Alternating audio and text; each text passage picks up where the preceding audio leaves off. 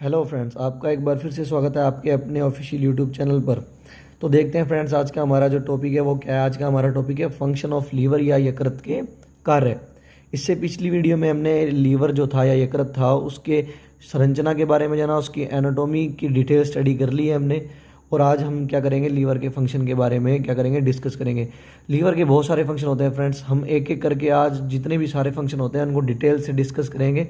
अगर आपको इसमें कोई प्रॉब्लम है तो आज के बाद इस टॉपिक में कोई भी आपको प्रॉब्लम नहीं रहेगी। तो स्टार्ट करते हैं। देखिए फ्रेंड्स कि लीवर का सबसे पहला फंक्शन क्या होता है। हमने पिछली वीडियो में पढ़ा था कि जो लीवर होता है वो क्या करता है, बाइल जूस बनाता है या पित्त रस का क्या करता है, फॉर्मेशन करता है। तो पहला फंक्शन मैंने यही लिख रखा है कि बाइल जूस सिंथेसिस या फिर पित्त रस का निर्माण। तो देखते हैं कि ये बाइल जूस जो होता है फ्रेंड्स या पित्त रस जो होता है वो हमारे क्या करता है, डाइजेशन में मदद करता है या पाचन में मदद करता है। और उसका निर्माण कौन करता है, लीवर। तो यही लिख रखा है मैंने। देखिए, bile juice is synthesize by the liver cell which helps in food digestion. कि जो बाइल जूस होता है या पित्त रस का निर्माण यकृत कोशिकाएं करती हैं, और ये जो बाइल जूस होता है वो क्या करता है, हमारे डाइजेशन या पाचन में मदद करता है। तो अब देखते हैं हम बाइल जूस के कंपोजिशन के बारे में पढ़ते हैं, और बाइल जूस के हम अभी फंक्शन भी डिस्कस करेंगे जो कि बड़े इंपॉर्टेंट है। तो देखते हैं कि कंपोजिशन ऑफ बाइल जूस देखते हैं फ्रेंड्स।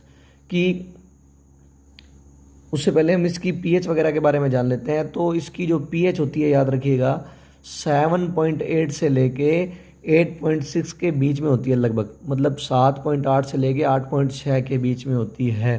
इसका मतलब ये एक एल्कलाइन जूस है, मतलब क्षारीय रस है। इसका पीएच 7 से ज़्यादा है तो ये एल्कलाइन या क्षारीय हो गया।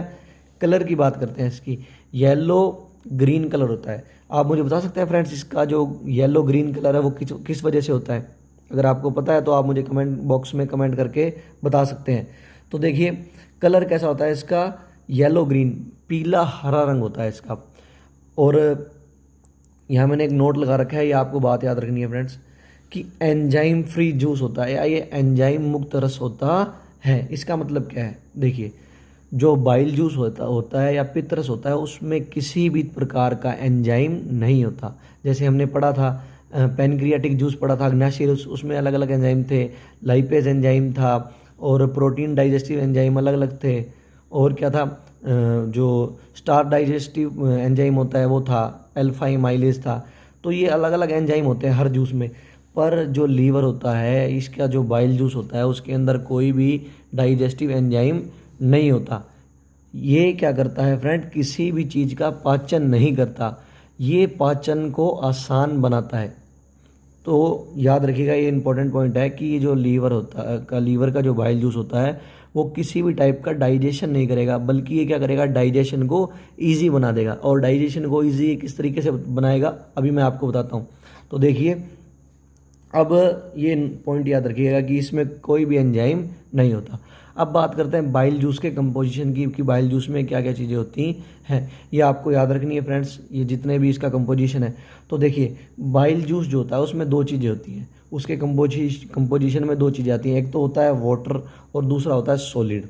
आपको ये याद रखना है, वाटर जो होता है वो कितना होता है, 97 से 98%, मतलब 97 से 98% क्या होता है इसके अंदर, वाटर होता है या क्या होता है, जल होता है बाइल जूस के अंदर। अब इसकी बात करते हैं सॉलिड, ठोस पदार्थ इसमें कितने होते हैं। ठोस पदार्थ इसमें 2 से 3% होते हैं या 2 to 3% होते हैं। अब देखिए, जो सॉलिड होते हैं वो भी दो टाइप के हो सकते हैं, या तो एक तो होते हैं ऑर्गेनिक सब्सटेंस मतलब कार्बनिक पदार्थ, और एक होता है इनऑर्गेनिक सब्सटेंस या अकार्बनिक पदार्थ। तो अब इनके बारे में हम क्या करते हैं, बात करते हैं। अब देखिए फ्रेंड्स कि और पहले बात कर लेते हैं इनऑर्गेनिक सब्सटेंस के अंदर क्या क्या पाया जाता है बाइल जूस के अंदर। तो इसके अंदर हमें क्या मिलते हैं, बहुत सारे अलग अलग आयन देखने को मिलते हैं। जैसे सोडियम आयन मिलेगा, पोटेशियम आयन मिलेगा, कैल्शियम आयन होता है, क्लोराइड आयन होता है और बाइकार्बोनेट आयन होता है।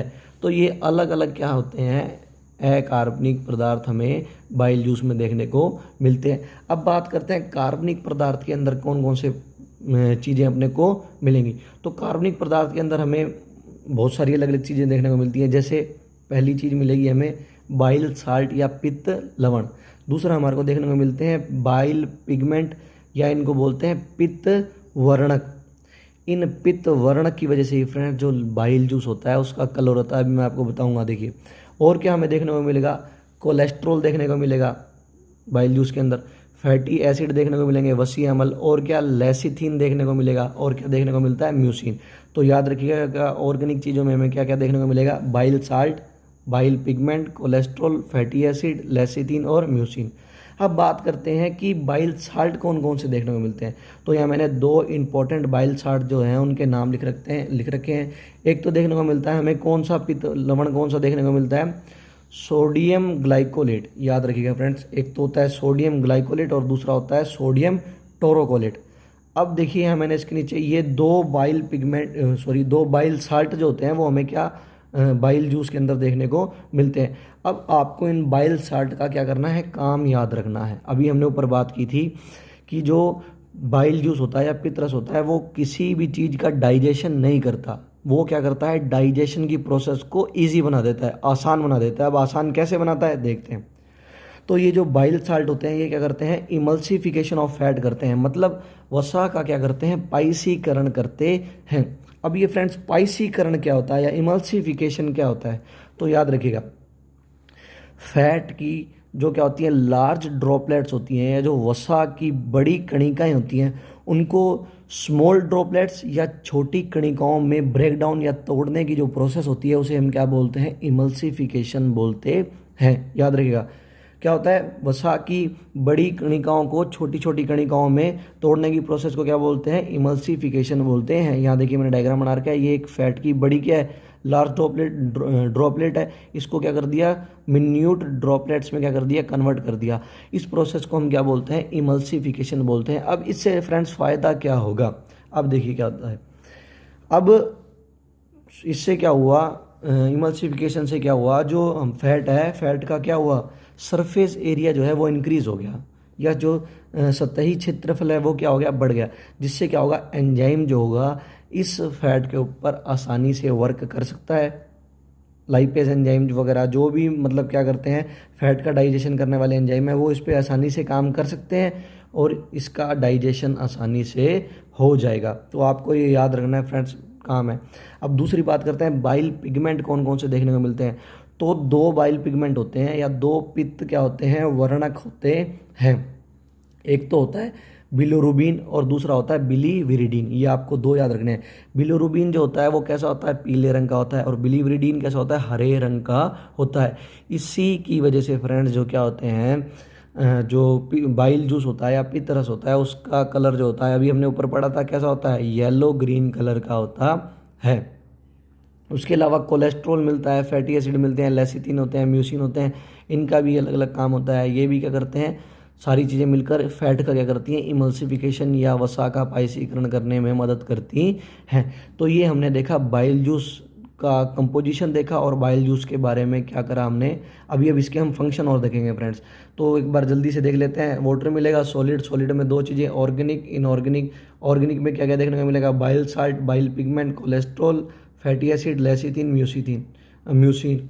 और इनऑर्गेनिक चीज़ों में अपने को ये क्या देखने को मिलेंगे, सब्सटेंस देखने को मिलेंगे। अब हम बात करते हैं बाइल जूस का फंक्शन क्या क्या क्या होता है। तो फ्रेंड्स हम बाइल जूस के फंक्शन के बारे में देखते हैं। तो देखिए कि ये देखिए ये मैंने यहाँ फंक्शन लिख रखे हैं, बात करते हैं इसकी। अब देखिए इसका फंक्शन देखते हैं। अब हम फ्रेंड्स लीवर के फंक्शन पढ़ रहे हैं। लीवर के फंक्शन में हमने पहला पॉइंट बाइल जूस पढ़ा, अब हम बाइल के फंक्शन कर रहे हैं। तो देखिए पहला क्या था, it provide alkaline medium to food. ये क्या करता है, मतलब इसका क्या है, भोजन को क्षारीय माध्यम प्रदान करता है या क्षारीय बनाता है। अब इसका क्या मतलब है, देखिए फ्रेंड्स बाइल जूस आता कहाँ पे है, बाइल जूस जो है या पित्त रस जो है वो स्मॉल इंटेस्टाइन के पहले पार्ट के अंदर आता है। हमने देखा था पिछली वीडियो में किस तरीके से आता है। अब क्या है, अब स्टमक या अमाशय से जो भोजन आएगा वो कहाँ आएगा बाद में, वो उसको आना है स्मॉल इंटेस्टाइन में। अब जो स्टमक से फूड आ रहा है उसके अंदर क्या होता है, HCl मिला होता है। वो बहुत ज़्यादा क्या होता है, अम्लीय होता है, बहुत ज़्यादा एसिडिक होता है। जो कहाँ से आ रहा है, स्टमक से फूड आ रहा है, क्योंकि उसके अंदर HCl मिल जाता है। हमने गैस्ट्रिक जूस के अंदर पढ़ा था। तो अब क्या होगा, अब जो फूड स्टमक से स्मॉल इंटेस्टाइन में आ रहा है तो वो बहुत ज़्यादा एसिडिक है। अब उस एसिडिक फूड को ये क्या करता है, वो जब स्मॉल इंटेस्टाइन में आएगा फूड, तो स्मॉल इंटेस्टाइन में आके ये जो बाइल जूस होता है ये उस फूड के अंदर मिक्स हो जाता है और उसको क्या करता है, क्षारीय माध्यम प्रदान करता है, या बेस जो एल्केलाइन मीडियम होता है वो क्या करता है, प्रोवाइड करवाता है। दूसरा फंक्शन अभी हमने पढ़ा इमल्सिफिकेशन ऑफ फैट, वसा का पाइसीकरण करेगा। और बात करते हैं तीसरी, ये क्या करता है, जो फूड होता है उसे बैक्टीरिया से प्रोटेक्ट करता है। ये क्या करता है, बैक्टीरियाओं को क्या कर देता है, किल कर देता है, इसके अंदर जो बाइकार्बोनेट आयन होते हैं वो, और जिससे क्या होता है, जो फूड होता है वो क्या होता है, जो ख़राब होने से क्या होता है, बच जाता है। ठीक है ना, तो it protect food from bacteria, ये आप याद रखिएगा। अच्छा, एक बात ये इसका सबसे इंपॉर्टेंट फंक्शन है कि इट एक्टिवेट पैनक्रियाटिक लाइपेज। हमने पैनक्रियाटिक जूस का कंपोजिशन पढ़ा था, उसमें हमने पढ़ा था पैनक्रियाटिक लाइपेज। तो ये क्या करता है, जो बाइल जूस होता है वो पैनक्रियाटिक जो क्या होता है जूस के अंदर या अग्नाशयी रस के अंदर जो लाइपेज एंजाइम होता है जो वसा का पाचन करता है उसे सक्रिय करता है। वो निष्क्रिय अवस्था में होता है, इनएक्टिव फेज में होता है, उसे ये क्या करता है, सक्रिय करता है। और बात करते हैं कि it help in the absorption of fat soluble vitamin, कि फैट सोल्यूबल जो विटामिन होती हैं कौन कौन सी होती हैं, याद रखिएगा A, D, E, K, ये सारी की सारी जो 4 फैट होती हैं, ये जो विटामिन होती हैं ये फैट सोल्यूबल होती हैं। तो इन फैट सोल्यूबल विटामिन्स के अब्जॉर्प्शन में या इनके अवशोषण में ये जो है क्या, आपका बाइल जूस ये क्या करता है, मदद करता है। तो ये अभी हमने 5 फंक्शन देखे बाइल जूस के। ठीक है फ्रेंड्स, तो पहला पॉइंट हमारा क्लियर हो चुका है। पहला फंक्शन हमारा जो है कि बाइल जूस का फॉर्मेशन, वो हमने कंप्लीटली डिस्कस कर लिया। अब बात करते हैं लीवर का दूसरा फंक्शन क्या होता है। तो लीवर का दूसरा फंक्शन क्या होता है friends, deamination and urea formation. अब क्या मतलब है इसका, समझिए। देखिए, अब हमारे फूड में क्या क्या चीज़ें होती हैं फ्रेंड्स। हमारे फूड में देखिए, हम जो भोजन खाते हैं उसके अंदर या फूड लेते हैं उसके अंदर एक तो कार्बोहाइड्रेट होती है, एक फैट होती है या लिपिड होता है, और एक होती है प्रोटीन। ये मेजर कंपोनेंट है। इसके अलावा विटामिन भी होगी, वाटर भी होगा, फाइबर भी होते हैं, अलग अलग चीज़ होती हैं, पर ये मेजर कंपोनेंट है। तो देखिए अब क्या होता है, अब जो हमारे अंदर फूड के अंदर क्या होता है, कार्बोहाइड्रेट होता है, वो ग्लूकोज के अंदर क्या होता जाता है, ब्रेक डाउन हो जाता है और वो बॉडी के अंदर स्टोर हो जाता है। जो लिपिड होता है वो किसके अंदर, फैटी एसिड वसीएमएल या क्या बोल सकते हैं अपने ग्लिसरॉल के अंदर कन्वर्ट हो जाता है और वो फैट के फॉर्म में स्टोर हो जाता है। तीसरी चीज़ होती है अमीनो एसिड। अब तीसरी चीज़ होती है प्रोटीन। प्रोटीन जो होता है वो अमीनो एसिड में क्या हो जाता है, ब्रेक डाउन हो जाता है। पर याद रखिएगा फ्रेंड, जो अमीनो एसिड होते हैं हमारी बॉडी में अमीनो एसिड स्टोर नहीं होते, या मैं कह सकता हूँ अमीनो अम्ल जो हैं हमारी शरीर के अंदर क्या नहीं होते, संग्रहित नहीं होते। तो अब देखिए उनका होता क्या है। तो जितने अमीनो अम्ल की हमें आवश्यकता होती है उतने का तो क्या हो जाता है, अभी प्रयोग हो जाता है। बाकी जो एक्स्ट्रा अमीनो अम्ल होते हैं वो हमारी बॉडी में स्टोर नहीं होते। जैसे एक्स्ट्रा ग्लूकोज है वो ग्लाइकोजन के फॉर्म में क्या हो जाएगी, स्टोर। एक्स्ट्रा जो लिपिड होता है वो फैट के फॉर्म में क्या हो जाता है हमारी बॉडी में स्टोर। पर जो एक्स्ट्रा जो अमीनो एसिड होते हैं वो हमारी बॉडी के अंदर स्टोर नहीं होते। तो अब क्या होगा, जो ज़रूरत से ज़्यादा क्या होंगे, अमीनो अम्ल होंगे, या जो एक्स्ट्रा अमीनो एसिड होते हैं, लीवर क्या करता है, उसको पायरुविक एसिड और अमोनिया में क्या कर देता है, ब्रेक डाउन कर देता है। और इस प्रोसेस को ही फ्रेंड्स क्या बोलते हैं, डीएमिनेशन बोलते हैं, याद रखिएगा। तो देखिए दूसरा फंक्शन क्या है, डीएमिनेशन एंड यूरिया फॉर्मेशन। अब देखिए क्या लिख रखा है, the extra amino acid break down into pyruvic acid and ammonia by the liver cell, this process is called deamination. की आवश्यकता से अधिक जितने अमीनो अम्ल होते हैं उनको यकृत कोशिकाएं पायरुविक अम्ल और अमोनिया में तोड़ देती हैं। इस प्रोसेस को डीएमिनेशन बोलते हैं। तो ये डीएमिनेशन तो हमारा कंप्लीट हो गया। अब देखिए यूरिया फॉर्मेशन के बारे में पर आते हैं। तो फ्रेंड्स ये देखिए अमीनो एसिड का ये फॉर्मूला होता है।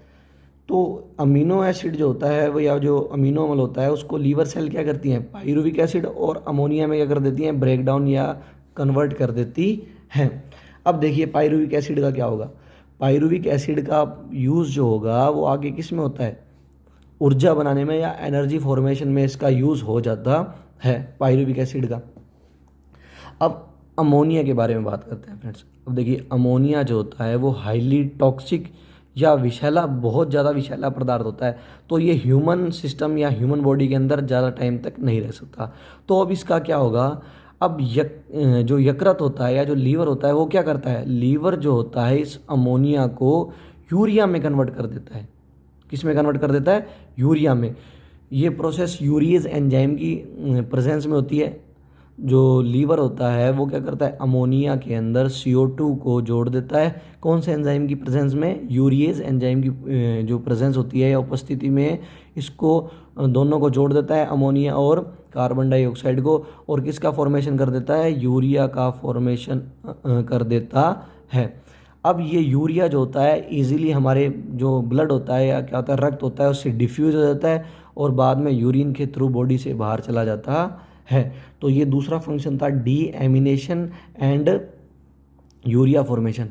तो एक बार जल्दी से दोबारा देख लेते हैं कि एक्स्ट्रा जो अमीनो एसिड होंगे वो किस में टूट जाएंगे, पायरुविक एसिड और अमोनिया में। अब अमोनिया जो है हाईली टॉक्सिक सब्सटेंस है, तो अब अमोनिया जो होगी वो CO2 के साथ यूरिएज एंजाइम की प्रेजेंस में यूरिया में क्या हो जाएगी, कन्वर्ट हो जाएगी। ठीक है ना, अमोनिया O2 की प्रेजेंस, O2 के साथ रिएक्ट कर लेगी यूरिएज एंजाइम की प्रेजेंस में और क्या बना लेगी, यूरिया बना लेगी। तो ये 2 फंक्शन हो गए। इसके अलावा बात करते हैं, इसके अलावा और कौन कौन से फंक्शन होते हैं, तो देखते हैं फ्रेंड्स। अब आगे बात करते हैं हम। अब देखिए और फंक्शन क्या होता है, ग्लाइकोजेनेसिस का फंक्शन होता है एक फ्रेंड्स लीवर का। लीवर क्या करता है, ग्लाइकोजेनेसिस का फंक्शन करता है। अब ग्लाइकोजेनेसिस क्या होता है समझते हैं इसको।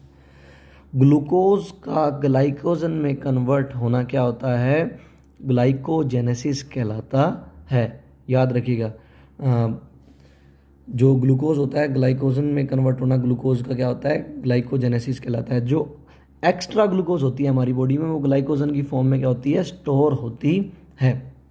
और ये हमने पढ़ा था, इस प्रोसेस को कौन सा जो हार्मोन होता है वो स्टिमुलेट करता है। इससे पिछली वीडियो में हमने पढ़ा था, जो इंसुलिन हार्मोन होता है वो इस प्रोसेस को क्या करता है, स्टिमुलेट या उद्दीप्त क्या करता है, प्रोत्साहित करता है।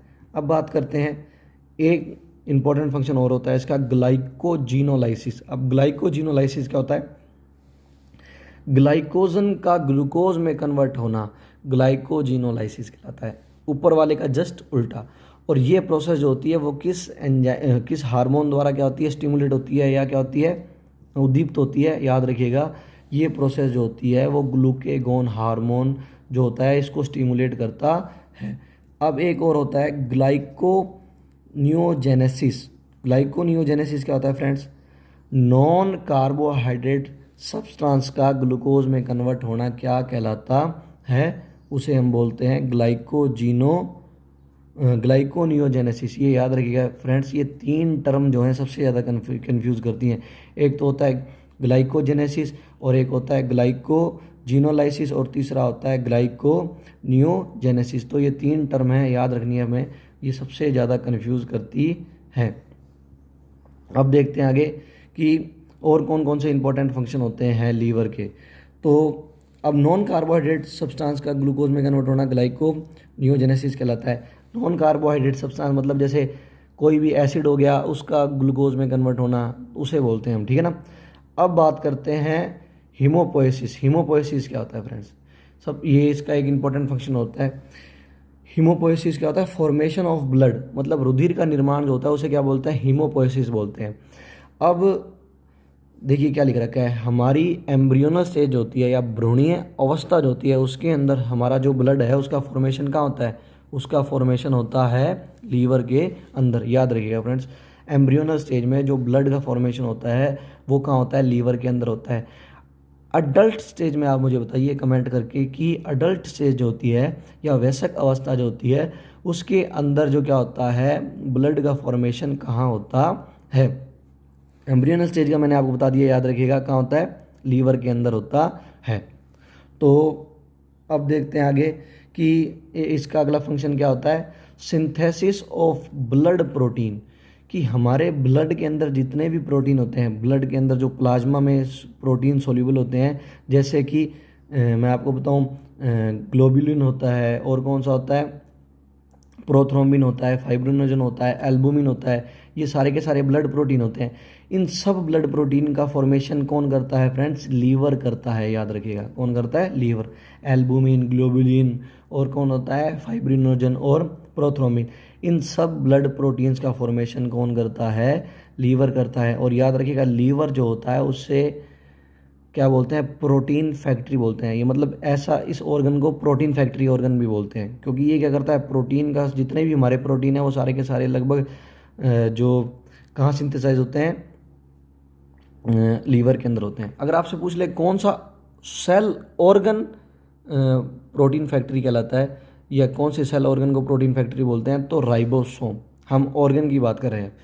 तो अब देखते हैं क्या लिख रखा है। मैंने भी बताया आपको, जितने भी ब्लड प्रोटीन होते हैं वो सारे के सारे कहाँ सिंथेसाइज होते हैं? जितने भी ब्लड प्रोटीन होते हैं सारे के सारे लीवर के अंदर सिंथेसाइज होते हैं, एक ब्लड प्रोटीन को छोड़कर। वो आपको याद रखना है कौन सा है। तो देखिए, blood protein are also synthesized by liver cell except gamma globulin. ये आपको याद रखना है फ्रेंड्स, कि रुधिर में जितने भी प्रोटीन होते हैं वो सारे के सारे यकृत कोशिकाओं द्वारा बनते हैं, गामा ग्लोबुलिन को छोड़कर। देखिए, मैंने अभी आपको 4 प्रोटीन बताए हैं। एक तो मैंने आपको बताया एल्बुमिन बताया, ग्लोबुलिन बताया, फाइब्रिनोजन बताया, प्रोथ्रोम्बिन बताया। जो ग्लोबुलिन होता है सेकंड, वो 3 टाइप का होता है, अल्फा ग्लोबुलिन, बीटा ग्लोबुलिन और गामा ग्लोबुलिन। तो ये जो गामा ग्लोबुलिन होता है फ्रेंड्स, इसको छोड़कर जितने भी ब्लड प्रोटीन होते हैं सारे के सारे काम बनते हैं? लीवर के अंदर बनते हैं। अब देखिए, और इसका अगला इम्पोर्टेंट जो वर्क फंक्शन है वो क्या होता है? डिटॉक्सिफिकेशन या अविषाक्तीकरण। इसका मतलब क्या है? देखिए, हमारी बॉडी के अंदर जितने भी फ्रेंड जो क्या होते हैं? टॉक्सिक सब्सटेंस बनते हैं या विषैले पदार्थ बनते हैं, लीवर क्या करता है? उन टॉक्सिक सब्सटेंस को न्यूट्रलाइज कर देता है, या मैं कह सकता हूँ उन विषैले पदार्थों को अविषैले पदार्थों में क्या कर देता है? कन्वर्ट कर देता है। अब आगे बात करते हैं, और इसका फंक्शन होता है डिस्ट्रक्शन ऑफ आरबीसी, मतलब आरबीसी का विखंडन। कि जो इनिशियल डिस्ट्रक्शन ऑफ आरबीसी होता है, या फिर मैं बोल सकता हूँ आरबीसी का जो प्रारंभिक विखंडन होता है वो कहाँ होता है? यकृत में होता है। और इसका विखंडन जो है कहाँ जाके कंप्लीट होता है? याद रखिएगा, स्प्लीन, या जिसे क्या बोलते हैं हम? तिल्ली बोलते हैं, याद रखिएगा। स्प्लीन या प्लीहा बोलते हैं, ठीक है ना। प्लीहा जो होती है वो क्या होती है? वहाँ पर क्या होता है? कंप्लीट डिस्ट्रक्शन होता है किसका? आरबीसी का। तो देखते हैं, इनिशियल मतलब प्रारंभिक जो विखंडन होगा आरबीसी का वो कहाँ होगा? याद रखिएगा, लीवर के अंदर होता है। और अंतिम मतलब कंप्लीट डिस्ट्रक्शन या जो विखंडन है वो कहाँ होगा? प्लीहा के अंदर होता है। इसलिए याद रखिएगा फ्रेंड्स, प्लीहा जो होती है उसे आरबीसी का कब्रिस्तान या ग्रेवयार्ड ऑफ आरबीसी बोलते हैं, क्योंकि वहाँ पे उसका कंप्लीट डिस्ट्रक्शन होता है। और देखते हैं इसके इंपॉर्टेंट फंक्शन कौन कौन से हैं। कि लिम्फ फॉर्मेशन, लसीका का निर्माण जो होता है वो भी कहाँ होता है? प्राइमरली लीवर के अंदर होता है। और विटामिन ए जो होता है उसका फॉर्मेशन होता है, संश्लेषण होता है उसका लीवर के अंदर। और विटामिन, जो कुछ विटामिन होती हैं जो कहाँ होती हैं? लीवर के अंदर स्टोर होती हैं, जैसे विटामिन ए, डी, ई, के। ये चारों फ्रेंड्स याद रखिएगा, ये फैट सोल्यूबल या वसा विलेयी विटामिन होती हैं, और ये वाटर सोल्यूबल विटामिन होती है। तो ये सारे फंक्शन हमने लीवर के फंक्शन देखे। एक बार जल्दी से हम क्या कर लेते हैं? रिवाइज कर लेते हैं फ्रेंड्स। पहला हमने देखा कि बाइल सिंथेसिस, दूसरा हमने देखा डीएमिनेशन एंड यूरिया फॉर्मेशन, तीसरा हमने देखा ग्लूकोजेनेसिस, फोर्थ हमने देखा ग्लाइकोजिनोलाइसिस, और फिफ्थ हमने देखा ग्लाइकोनियोजेनेसिस। फिर हमने देखा हीमोपोएसिस, फिर हमने देखा जो ब्लड प्रोटीन का सिंथेसिस था, फिर हमने डिटॉक्सिफिकेशन के बारे में पढ़ा, फिर हमने डिस्ट्रक्शन ऑफ आरबीसी का फंक्शन ये वर्क देखा इसका, लीवर का, lymph formation, vitamin storage, vitamin formation. तो ये सारे इंपॉर्टेंट फंक्शन फ्रेंड्स लीवर के होते हैं। तो अगर आप इसमें से आपको कोई भी टॉपिक समझ में ना आया हो तो आप मुझे कमेंट करके बता सकते हैं, और जो मैंने आपसे क्वेश्चन पूछे हैं आप मुझे उसका भी कमेंट करके जवाब दीजिए। जिस भी बच्चे का सही जवाब होगा उसका अगली वीडियो में नाम बताया जाएगा। अगर आपको ये वीडियो पसंद आई हो तो लाइक करें, ज़्यादा से ज़्यादा शेयर करें ताकि सभी बच्चे इस वीडियो का फ़ायदा उठा सकें, और चैनल को सब्सक्राइब कर लें ताकि कोई भी नई वीडियो जो आए उसका नोटिफिकेशन आप तक पहुंच सके और आप उस वीडियो को मिस ना कर पाएँ। तो इससे अगली अब ये फ्रेंड्स हमारा एलिमेंट्री ये जो डाइजेस्टिव सिस्टम है या पाचन तंत्र है, इसकी कंप्लीट संरचना हमने पढ़ ली है। अब हम क्या करेंगे? बस अब हम ये पढ़ेंगे कि मैकेनिज्म ऑफ डाइजेशन या पाचन की प्रक्रिया किस प्रकार होती है। ये हमारा छोटा सा टॉपिक रह गया है। उसके बाद हमारा एक दो डिजीज़ हैं डाइजेस्टिव सिस्टम से रिलेटेड, फिर ये हमारा चैप्टर कंप्लीट हो जाएगा। उसके बाद हम न्यू चैप्टर स्टार्ट करेंगे। तो मिलते हैं अब अगली वीडियो में।